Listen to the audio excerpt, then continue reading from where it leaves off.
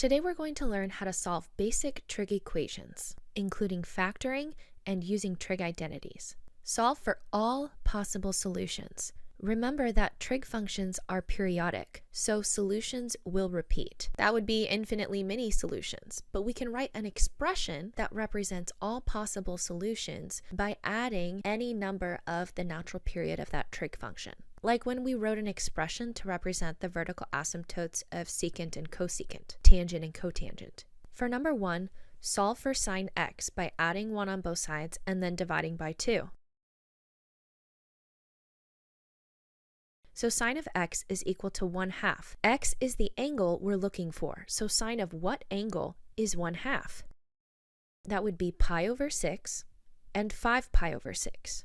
But we need to solve for all possible solutions. The next solution after pi over 6 will occur at 2 pi plus pi over 6, or 2 times 2 pi plus pi over 6, or 3 times 2 pi plus pi over 6, or pi over 6 minus 2 pi. We're going to use n to represent integers, so pi over 6 plus 2 pi times any integer n. This expression encompasses all possible solutions that are coterminal to pi over 6. We also add 2 pi n to 5 pi over 6 because the natural period of sine is 2 pi. So x equals pi over 6 plus 2 pi n, or 5 pi over 6 plus 2 pi n.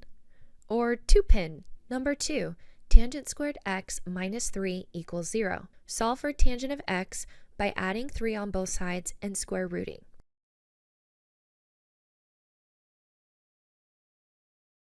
So tangent of x is equal to positive or negative root 3.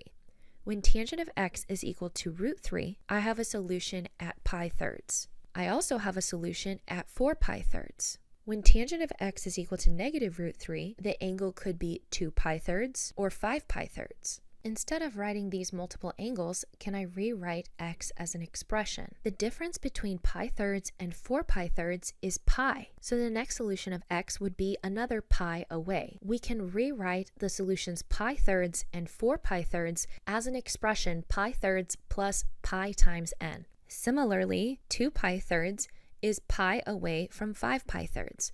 So we can rewrite these angles as an expression 2 pi thirds plus pi times n. And that's because tangent has a natural period of pi, so we add pi in to represent all solutions. Unless the answer is tangent equals plus or minus 1, then all our solutions are equidistant and we could write the solution as one expression. For number 3, I have a trigonometric quadratic with a squared term and a non-squared term and a constant. So let's try factoring. It might be easier to factor if we let u equal cosine x. So we're factoring the quadratic 2u squared minus 7u plus 3. I'm going to use double cross, but you can use any method you prefer.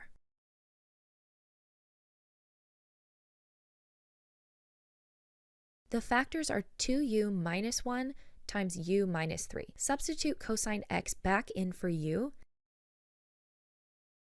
and then use the zero product property to solve.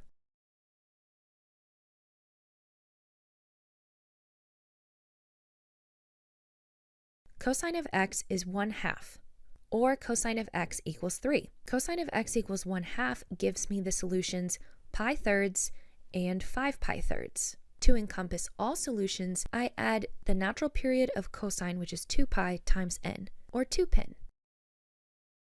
Cosine x equals 3.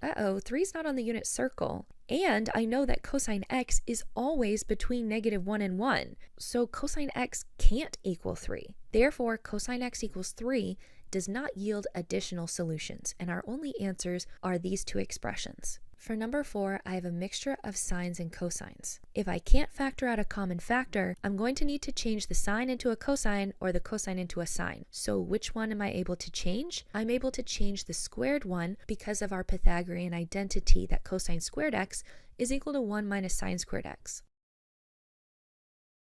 Now I have a trigonometric quadratic with just sines. Distribute the 2 and bring everything to one side to factor.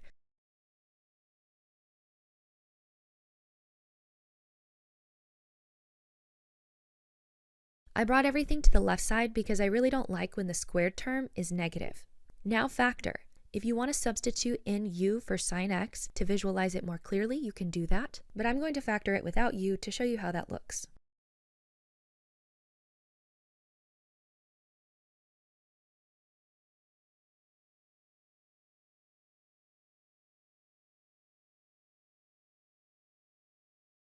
So 2 sine squared x plus sine x minus 1 equals 0 factors to be 2 sine x minus 1 times sine x plus 1 equals 0. Use the zero product property to solve for sine x.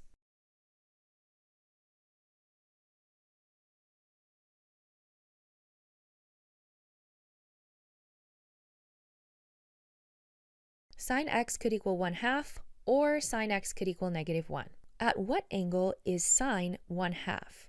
We've actually already solved that in this lesson. That's pi over 6 plus 2 pi and 5 pi over 6 plus 2 pi. When is sine of x equal to -1? X would have to be the angle 3 pi halves, where the y value is -1. So x could equal 3 pi halves plus 2 pi. These three expressions represent all possible solutions to the original equation. And remember, you could always plug in these angles to check. For number 5, I have sine 2x minus cosine x. I have a mixture of sines and cosines, which makes it a little difficult. I really would like to rewrite one of these with an identity, and I have an identity for sine of 2x that involves cosine x. Sine of 2x is equal to 2 sine x cosine x. Now you may say, well, we still have a mixture of sines and cosines, but that's okay because we have a common factor.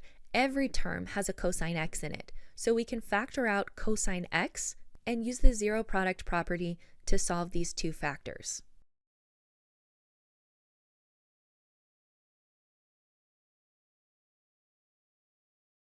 Cosine x could equal 0, or sine x equals 1/2. Cosine is equal to 0 at pi halves plus 2 pi and at 3 pi halves plus 2 pi.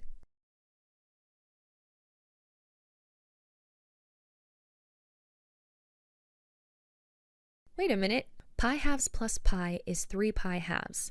If I add another pi, I'll get a solution from this expression. If I add another pi, I'll get a solution from this expression. If I add another pi, I'll get a solution from this expression. Wait a minute, every solution is 1 pi away from one another, so I don't need two expressions to represent all possible solutions for cosine x equals 0. I only need one expression. Start with the smallest angle, so pi halves, and then add 1 pi n. X equals pi halves plus pi.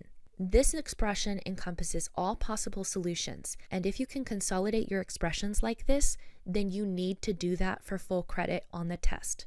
Sine x equals 1/2.